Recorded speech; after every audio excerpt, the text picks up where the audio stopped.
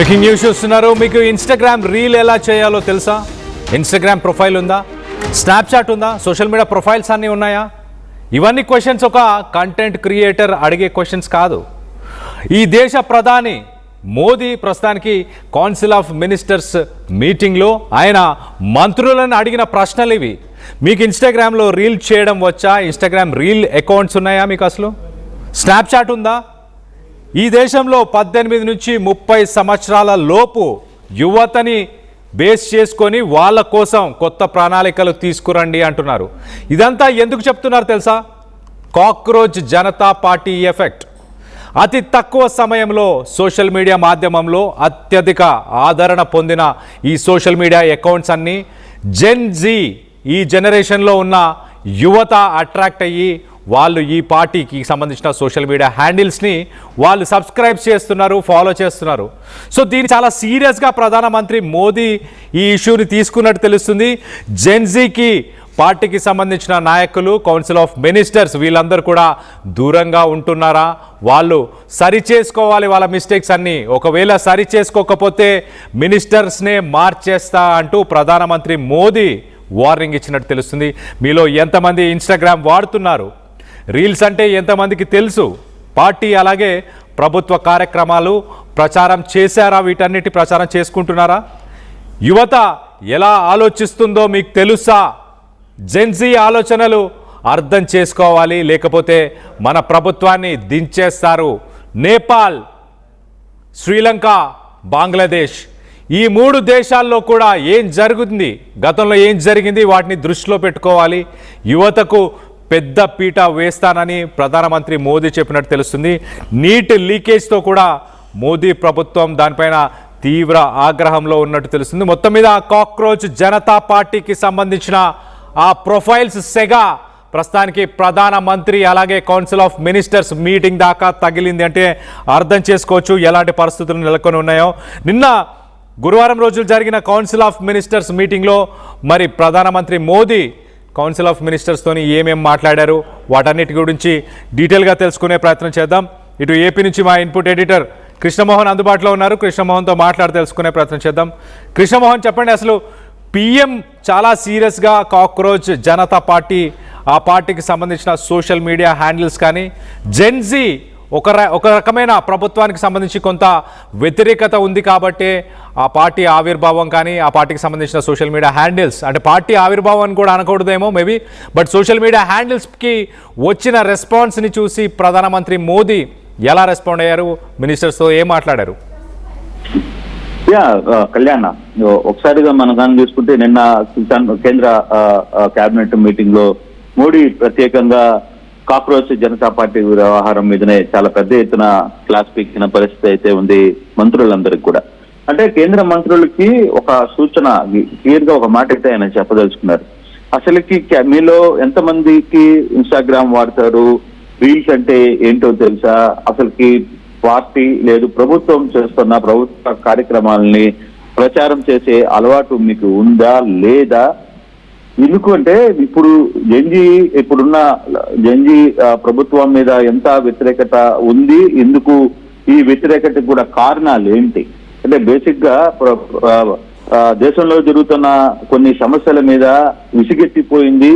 నిరుద్యోగ సమస్య కావచ్చు, లేకపోతే ఇతరత్ర ప్రభుత్వాల్లో జరుగుతున్న కొన్ని సమస్యలు, ప్రధానంగా జ్యుడిషియల్ లో జరుగుతున్న కొన్ని వ్యవహారాలు, వాళ్ళు ఇస్తున్న తీర్పులు, వీటి మీద జెన్జీ చాలా తీవ్రంగా వ్యతిరేకిస్తోంది. దీన్ని మనం అర్థం చేసుకోవాలి. వాళ్ళ ఆలోచనలకు తగ్గట్టుగా మనం అర్థం చేసుకోలేకపోతే మన ప్రభుత్వాన్ని దించేస్తారు.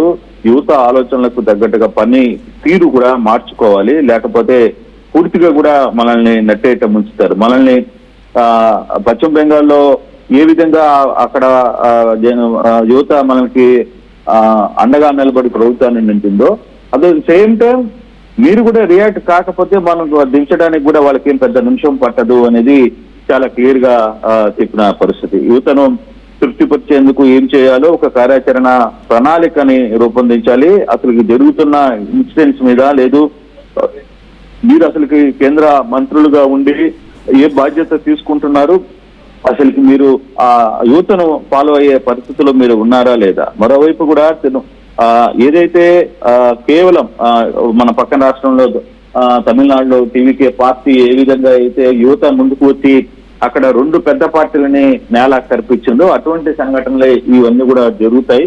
కాబట్టి ఈసారి కేబినెట్ లో కూడా నేను భారీగా మార్పులు చేయబోతున్నాను, యువతకు పెద్ద ఎత్తున ప్రాధాన్యం ఇవ్వబోతున్నాను అని చెప్పిన పరిస్థితి. ప్రధానంగా నీట్ ఏదైతే 24 లక్షల మంది జీవితాలతో ఆడుకున్న నీట్ లీకేజ్ వ్యవహారం మీద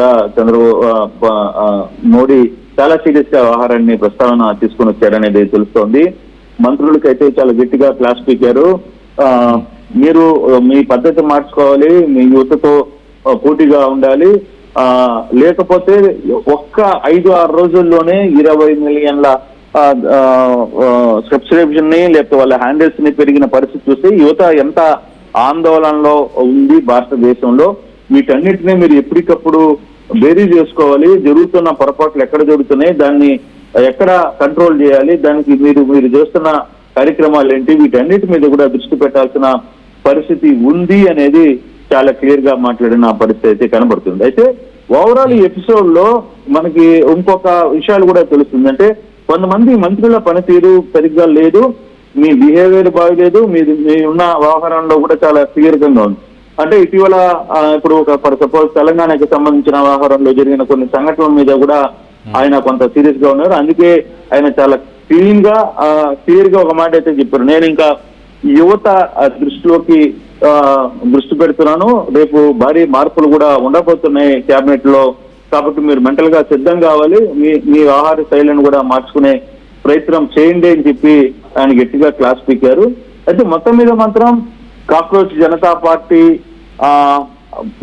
స్థాపన లేదు ఆ పార్టీ ఏర్పడ్డ నేపథ్యం, దాని మీద ట్విట్టర్ లో ఒక్కసారిగా భారతదేశమే కాదు భారతదేశంలో భారతీయులు చాలా ప్రాంతాల్లో ఉన్న వాళ్ళందరూ కూడా దీని మీద కొంచెం రియాక్ట్ అయిన పరిస్థితి అయితే చాలా స్పష్టంగా కనపడుతుంది. దాన్ని ప్రభుత్వాలు కూడా గుర్తించాయి. సో మనం ఇప్పుడు కానీ అజాగ్రత్తగా ఉంటే గతంలో నేపాల్లో ఏం జరిగింది, ఇంకో దగ్గర జరిగిన సంఘటనలు ఏమయ్యో మర్చిపోకూడదు. ఇవన్నీ కూడా ఒకసారి గుణపాఠంగా మనం గుర్తుపెట్టుకోవాలి, లేకపోతే పరిస్థితి చేజారిపోతుంది అని చెప్పి మోడీ సెంట్రల్ గవర్నమెంట్ లో క్యాబినెట్ సమావేశంలో చాలా క్లియర్ గా చెప్పినట్టుగా తెలుస్తోంది. Right Krishnamohan, thanks for the latest update. మొత్తం మీద ప్రధానమంత్రి మోదీ కూడా కాక్రోచ్ జనతా పార్టీ గురించి చర్చించారంటే అర్థం చేసుకోండి పరిస్థితులు ఎలా ఉన్నాయో. నేపాల్, బంగ్లాదేశ్, శ్రీలంక ఇక్కడ కూడా జెన్జీ విప్లవం రావడంతోనే అక్కడ ఉన్న ప్రభుత్వాలు కుప్పకూలిపోయాయి.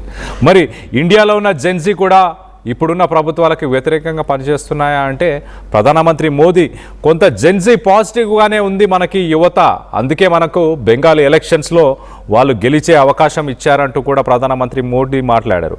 కానీ ఎట్టి పరిస్థితులలో